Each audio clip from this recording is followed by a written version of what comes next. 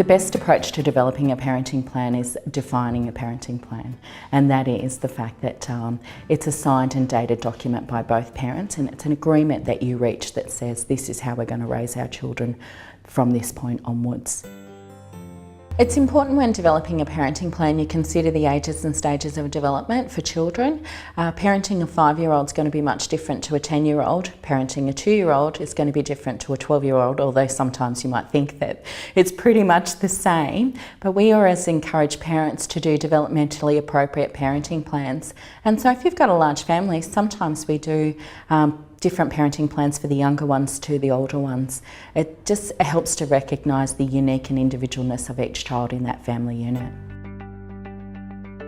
So some of the things you might consider in a parenting plan are outlining the day-to-day activities for children, or the day-to-day time spent arrangements where children may spend with each parent. It's really important to focus on what's necessarily important for your children. So whilst we understand that parents have their roles in life and they work and they have other commitments, for children a parenting plan offers stability around when they get picked up, when they get dropped off, where they get picked up from and who's responsible for that. It may also consider things like, I once participated in negotiating a parenting plan where Henry the chook went from both houses, because Henry was this little fella's pet, and it was really important to him that he was looked after during the time that he was away from the other house. So as a part of the parenting plan, one parent agreed to build a portable pen, and that went from one house to the other house. So I think it's really important if in your parenting plan you can do things that are specific to each child's needs.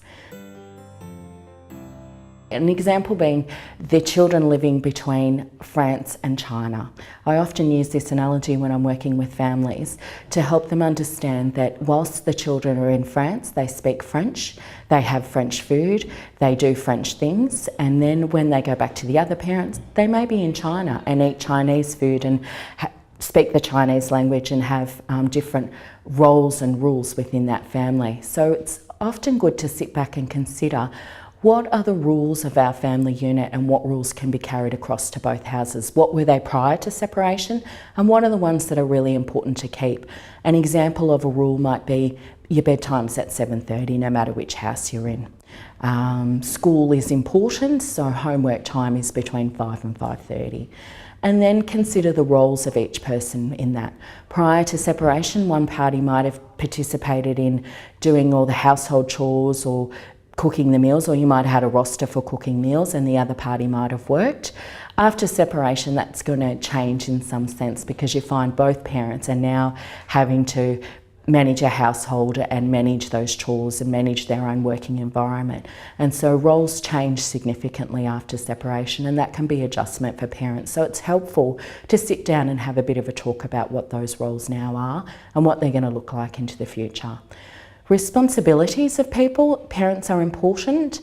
Often we get conversations around who's going to do the haircuts. I once did a mediation which took a good 3 hours around whether or not a 12-year-old should get her belly button pierced. So I think the responsibilities and the decision making is exceptionally important when you're parenting in separate households.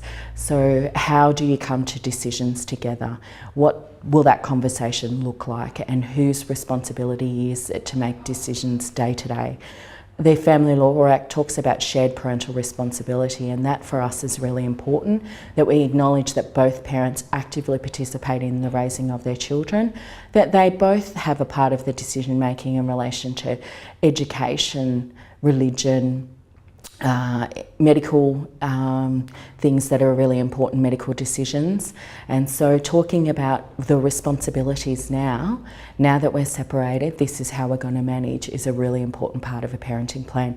And that can be outlined in your document, that we agree as parents that when a decision needs to be made about which school the children attend to, we will come together and have that conversation. Each parent will bring their ideas around schooling, we'll put it all on the table and we'll discuss it and make a decision together. And then next we would talk about rituals, and those are the things that you would consider an important part of your family unit, both prior to separation and after separation.